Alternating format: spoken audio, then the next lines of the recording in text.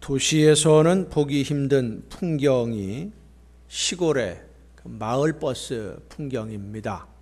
장날이 되면 아주 많은 사람들이 차에 탑니다.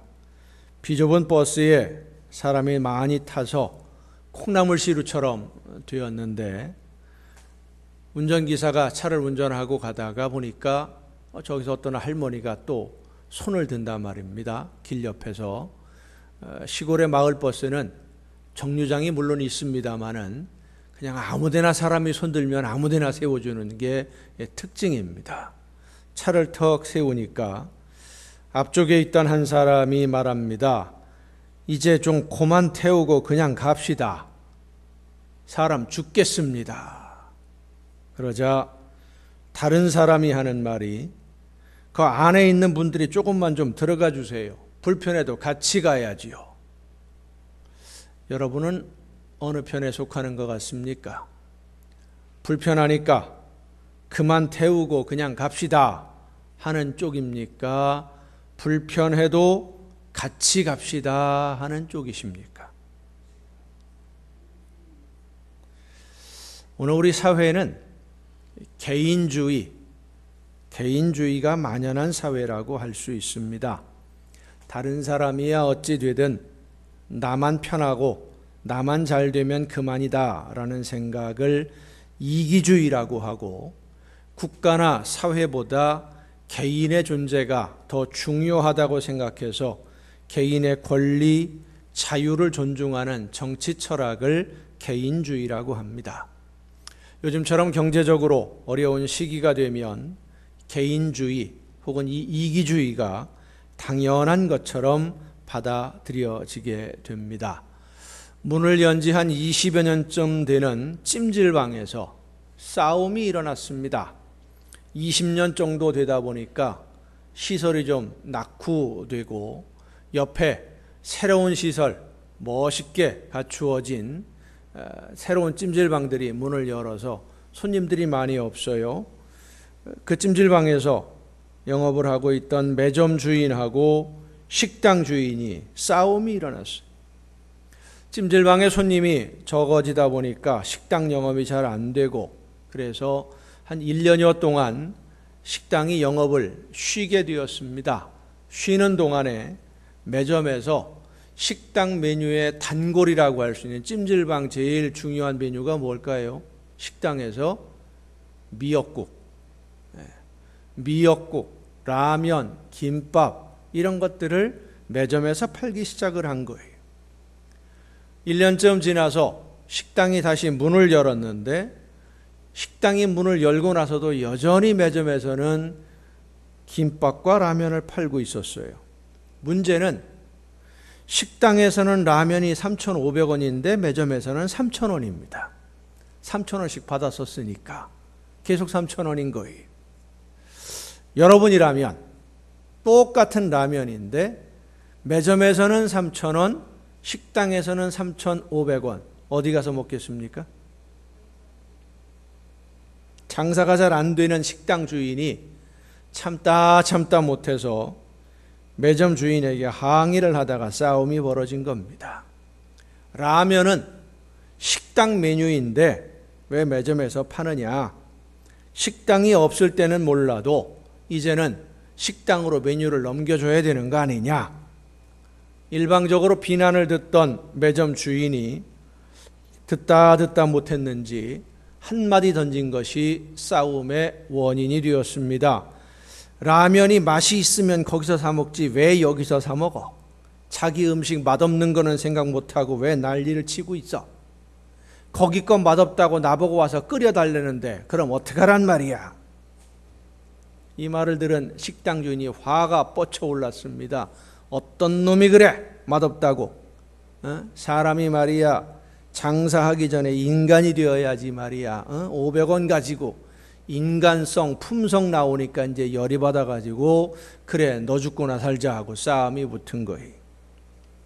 손님들이 그 문제는 목욕탕 주인하고 해결하라고 나서서 중재를 하고서야 싸움이 일단 휴전으로 들어갔는데, 이제 문제는 공이 주인에게로 넘어간 겁니다. 자, 여러분이 그 찜질방의 주인이라면 매점 주인의 손을 들어주겠습니까? 식당 주인의 손을 들어주겠습니까? 라면을 어디서 팔아야 돼요? 참 곤란한 문제지요. 오늘 이 사회는 사람들의 마음에서 양보, 나눔 이런 개념들이 완전히 사라져가고 있습니다. 사람이라고 하는 이 한문에서 표현된 모습대로 보아도 서로 기대어서 살아가도록, 서로 협력하고 도우면서 사랑하고 섬기며 살아가도록 하나님이 사람을 창조하셨습니다. 서로 기대고 사랑하고 협력하고 섬기는 세상, 상상만 해도 참 아름답고 행복한 세상입니다. 하지만 오늘 우리가 살아가는 이 사회는 이 아름다운 모습들이 사라지는 중에 있습니다. 이 사회뿐만 아니라 우리의 마음에서도 사랑하고 섬기고 서로 돕고 의지하려는 마음들이 사라지고 있어요. 진정한 사랑과 섬김이 무엇인지 우리의 기억에서 가물가물해지고 있습니다. 하지만 우리는 사랑과 섬김 그리고 나눔과 협력의 아름다움을 회복해야만 합니다. 하나님이 창조하신 그 아름다운 모습을 회복해야 됩니다. 오늘 우리가 어떻게 이 아름다운 것들을 회복할 수 있는지 성령께서 들려주시는 음성을 듣는 이 시간이 될 수 있기를 간절히 바랍니다. 오늘 우리가 읽은 본문 말씀을 보면 우리 믿는 성도들을 하나님이 택하사 거룩하고 사랑받는 자라고 말씀해 주고 있습니다. 여러분은 일반적인 이 세상 사람들과는 다르게 하나님의 선택을 받은 거룩한 성도들이요 하나님의 사랑을 받는 귀한 자녀들인 줄로 믿으시기를 바랍니다. 이 사실을 아는 것이 참 중요합니다.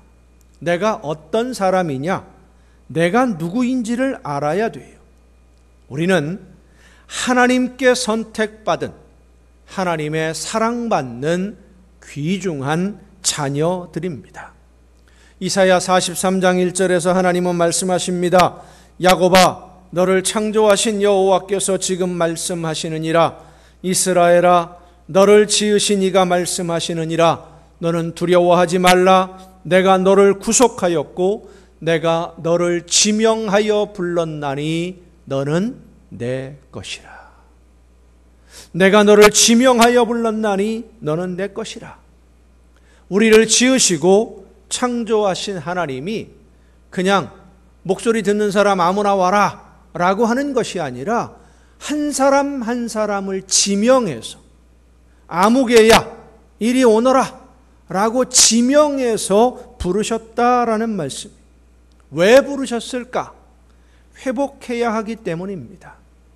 하나님이 창조하신 아름다운 세상, 하나님이 처음 만드신 서로 협력하고 사랑하며 의지하고 섬기는 그 나누는 그런 세상, 하나님이 보시기에 심히 좋은 그 모습을 회복하고 천국의 행복을 누리며 살라고 오늘 저와 여러분을 지명하여 부르셔서 이 자리에 오게 해 주신 줄로 믿습니다.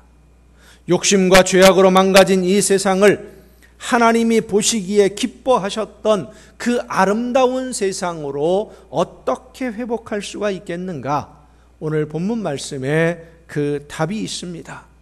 긍휼과 자비와 겸손과 온유와 오래 참음을 옷 입고 누가 누구에게 불만이 있거든 서로 용납하여 피차 용서하되 주께서 너희를 용서하신 것 같이 너희도 그리하고 이 모든 것 위에 사랑을 더하라. 이는 온전하게 매는 띠니라. 긍휼과 자비와 겸손과 온유와 오래 참음으로 옷을 입으라 그랬습니다. 옷을 입으면 사람들에게 그 옷이 드러나 보이게 됩니다.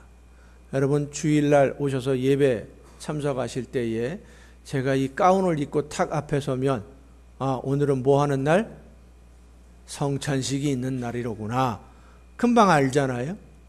이 가운을 탁 보면 성찬식 떠오르는 것처럼 옷은 모든 사람들에게 그 사람의 모습을 지금 하려고 하는 일들을 드러내 보여주는 그런 역할을 합니다. 미국에서 한 유명한 배우가 노숙자처럼 옷을 입고 모자를 푹 눌러 쓰고 길거리에서 구걸을 했어요. 수많은 사람들이 지나가면서 이 배우에게 관심이 전혀 없어요. 평소라면 얼굴이라도 한번 가까이 보려고, 사진을 한 장 좀 같이 찍어보려고 사람들이 몰려들고 줄을 섰을 텐데 허름한 노숙자 복장을 하고 앉아 있으니까 아무도 눈여겨보지를 않는 거예요. 그대로 지나친 사람에게 물었습니다. 저 사람이 저기 있는 저 사람이 누군지 아느냐? 모른다. 왜 그러느냐? 저 사람 얼굴을 자세히 좀 한번 봐라.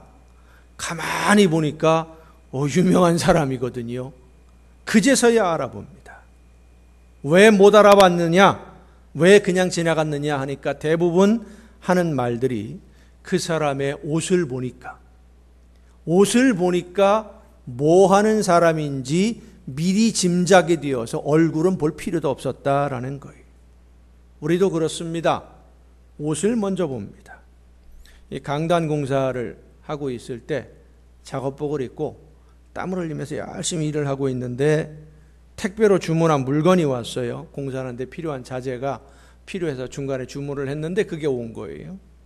한참 일을 하고 있는데 택배가 왔다고 소리를 지르길래 물건을 받으러 가니까 택배 배달하시는 분이 저를 특 보더니 하는 말이 이거 목사님한테 온 건데 목사님 안 계십니까? 그래요. 저보고. 아마도 작업복 입고 땀을 뻘뻘 흘리면서 먼지 뒤집어 쓰고 있으니까 제가 목사로 안 보였던 것 같습니다. 양복을 입고 넥타이를 떡 매고 나갔으면 아무 말 없이 아마 저한테 줬을 거예요. 옷은 그 사람이 어떤 사람인지 드러내 보이는 도구인데 긍휼과 자비와 겸손과 온유와 오래 참음을 옷 입으라 라고 하는 것은 우리가 옷을 입듯이 옷을 입고 매일매일 생활하듯이 긍휼히 여기는 마음으로 자비로운 가슴으로 겸손함으로 온유함으로 오래 참는 이러한 삶이 우리의 일상생활이 될 때에 그리고 누구에게든 불만이 있더라도 주님께서 나를 용납해 주시고 품어 주신 것처럼 그렇게 용납하고 용서하고 품어 준다면 거기에 더해서 이 모든 것을 사랑으로 할 때 하나님이 보시기에 좋아하셨던 그 나라 천국이 우리의 삶을 통하여 회복되어진다는 약속의 말씀입니다. 참 어려운 말씀이죠. 모든 사람을 긍휼하게 여기고 자비한 마음으로 대하고 사람들 앞에서도 겸손하고 하나님 앞에서도 겸손하게 말씀을 따라 순종하는 생활. 지금 당장 열매가 보이지 않는다고 해도 결국은 하나님이 합력해서 선한 열매를 거두게 해주실 것으로 믿고 끝까지 기다리는 생활. 그렇게 기다리다 보니까 불평하는 마음이 생길 수도 있고 불만이 생길 수도 있는데 불만이 있어도 불만을 갖지 않고 이웃의 잘못을 용서하고 용납하는 생활, 그게 어디 쉽습니까? 힘들지요.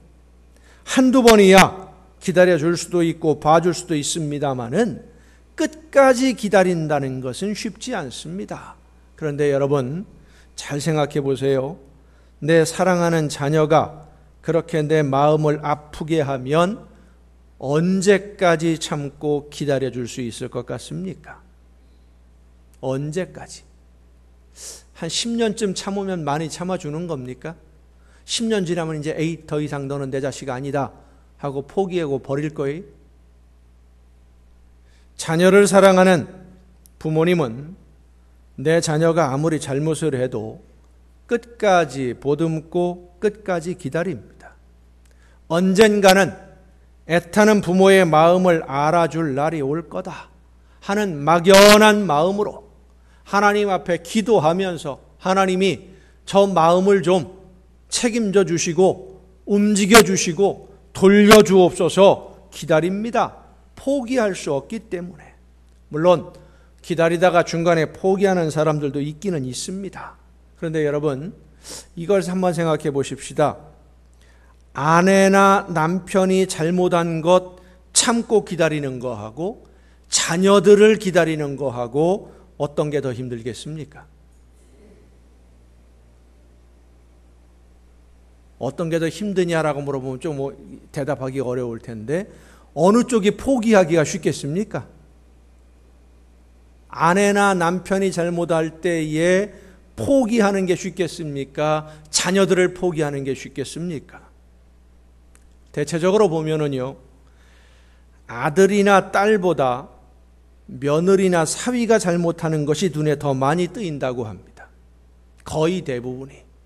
그래서 결혼한 자녀들이 부모에게 잘 못하게 되면 내 딸이나 아들에게는 문제가 없는데 이 사위나 며느리가 문제가 있다라고 생각을 하게 되는 거예요. 이 요망한 것이 들어와서 우리 애를 이상하게 만들어 놨다고. 우리 아이들은 전혀 문제가 없는데, 근데 사실 알고 보면은요, 며느리나 사위보다 딸이나 아들에게 문제가 있는 경우가 훨씬 더 많아요. 그런데 딸, 아들에 대해서는 책임을 지우려고 하지 않고 알면서도 며느리에게, 사위에게 문제가 있다라고 방향을 돌리려고 하는 것은 바로 사랑 때문입니다.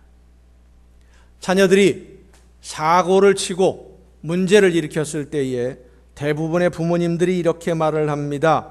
우리 아이는 문제가 없는데 친구를 잘못 사귀어서 잘못된 길로 잠깐 빠진 거라고. 그렇게 믿고 싶은 것은 사랑 때문입니다. 포기할 수 없으니까. 그렇습니다. 사랑하면 마음 깊은 곳에서 우러나오는 사랑이 있으면 긍휼, 자비, 겸손, 온유, 오래 참고 용서하고 기다리는 것 굳이 하라고 이야기하지 않아도 다 되는 거예요. 사랑하면 다 되는 거예요. 그래서 오늘 본문 14절에 말씀합니다. 이 모든 것 위에 사랑을 더하라. 이는 온전하게 매는 띠니라. 사랑을 더하라. 긍휼히 여기는데 사랑도 해라 라는 것이 아니라 이 모든 것을 사랑으로 하라. 사랑이 기초가 되어야 한다는 말씀이에요. 사랑하는 성도 여러분, 하나님이 우리를 사랑하셨습니다. 지금도 여러분을 사랑하십니다. 앞으로도 영원토록 사랑하실 것입니다. 하나님이 우리를 사랑하셨기 때문에 우리를 지명하여 부르셨고 특별히 선택해서 자녀로 삼아 주셨습니다. 사랑이 메마르고 욕심이 가득해서 죄악으로 인해 서로가 서로를 미워하고 이용만 하려는 이 세상에서 하나님이 주시는 평안과 기쁨을 누리며 행복하게 살 수 있도록 여러분을 부르셨습니다. 사랑이 모든 것을 가능하게 하는, 오늘 우리가 이 세상을 천국의 행복으로 살아갈 수 있는 비결임을 믿으시길 바랍니다. 우리가 하나님의 말씀을 따라 모든 일을 사랑으로 하게 되면 하나님은 우리에게 천국의 행복과 이 세상을 살아가는 데 필요한 모든 좋은 것에 부족함이 없도록 풍성하게 채워 주실 줄로 믿습니다. 하나님은 우리 믿는 성도들, 하나님이 선택하셔서 부르신 자녀들이 하나님의 사랑 안에서 평안과 기쁨을 누리며 천국의 행복을 누리며 사는 것을 원하십니다. 더 나아가서 세상 모든 사람들에게 이 기쁨과 행복을 나누어 주고, 그래서 온 세상 모든 사람들이 다 하나님의 뜻 안에서 예수 그리스도의 사랑 안에서 행복하게 사는 그런 세상이 되기를 원하십니다. 한번 따라합시다. 하나님의 사랑은 자석과 같다. 하나님의 사랑은 자석과 같아요. 하나님은 자석이고 우리는 사람들은 쇠붙이 같아서 우리가 하나님에게 붙어 있으면 하나님의 사랑으로 사랑할 수 있도록, 쇠붙이가 자석에 붙으면 이 쇠붙이도 자석의 성질을 띠는 것처럼 하나님과 함께 있으면 그 사랑으로 말미암아 모두를 사랑할 수 있도록 성령께서 역사해 주십니다. 그래서 하나님의 사랑이 예수님을 통해 우리에게 전해지고 우리가 그 사랑을 받아서 하나님의 자녀가 되었으니까 하나님의 사랑을 받은 자녀다운 생활, 긍휼과 자비와 겸손과 온유와 오래 참음과 불만을 갖지 아니하고 견디면서 사랑으로 품어주는 이런 자녀다운 생활을 하면 우리의 이웃들이, 이 세상이 여러분으로 인하여 하나님에게로 자석의 쇠붙이가 끌려오듯 하나님의 사랑에 이끌려 오게 됨을 믿으시길 바랍니다. 자석에 붙은 쇠붙이 주위로 또 다른 쇠붙이들이 모여들어 점점 그 덩어리가 커져가는 것처럼 우리가 이미 받은 하나님의 사랑으로 이웃을 사랑하고 섬기며 용납하고 용서할 때에 사방에서 하나님의 사랑에 이끌린 사람들이 모여서 하나가 되어 천국을 이루게 되는 줄로 믿으시길 바랍니다. 그렇게 천국을 이루라고 하나님이 우리를 부르신 거예요. 사랑하는 성도 여러분, 사랑하면 더하기 인생이 됩니다. 사랑하면 점점 더해져요. 더 많은 사람들이 가까이 오게 되고 더 많은 사람들이 기쁨을 누리고 더 많은 사람들이 은혜를 누리고 더 많은 사람들이 하나님의 나라를 이루게 됩니다. 하지만 욕심이나 미움으로 오늘을 살면, 불평과 원망과 불만으로 오늘을 살면 빼기 인생이 됩니다. 점점 사라지는 거예요. 점점 없어지는 거예요. 사랑은 하나님으로부터 오는 자석의 힘을 더 강하게 만듭니다. 그래서 하나님의 사랑은 우리를 더하기 인생으로 만들어 주시는 것입니다. 요한복음 10장 10절은 우리에게 말씀해 주십니다. 내가 온 것은 양으로 생명을 얻게 하고 더 풍성히 얻게 하려는 것이라. 더 풍성히 얻는 것, 그게 바로 더하기 인생이에요. 예수님이 이 세상에 오신 것, 우리를 사랑하셔서 더하기 인생으로 만들어 주시려고 이 세상에 오셨고, 우리에게 더하기 인생을 허락해 주시려고 대신해서 목숨을 버리셨고, 우리를 대신해서 목숨 버리신 예수님의 사랑으로 오늘 우리는 더하기 인생을 살 수 있게 된 줄로 믿습니다. 전에는 쓸모없는 쇠붙이에 불과했지만 어디에 박혀 있는지, 어디에 떨어져 있는지 흔적도 찾지 못했던 자그마한 쇠 부스러기에 불과했지만 자석에 붙음으로 인해서 하나님의 사랑과 예수 그리스도의 은혜로 하나님의 자녀가 되었고, 자석과 같이 하나님의 사랑을 힘입어 이웃을 사랑하며 천국의 행복으로 오늘을 살 수 있도록 우리의 신분을 변화시켜 주신 줄로 믿습니다. 이미 우리의 신분은 변했어요. 예수 그리스도와 함께 있음으로 인하여, 자석에 붙음으로 인하여 우리는 더 이상 굴러다니는 쇠붙이가 아니라 하나님의 사랑을 실천하는 자석이 되었어요.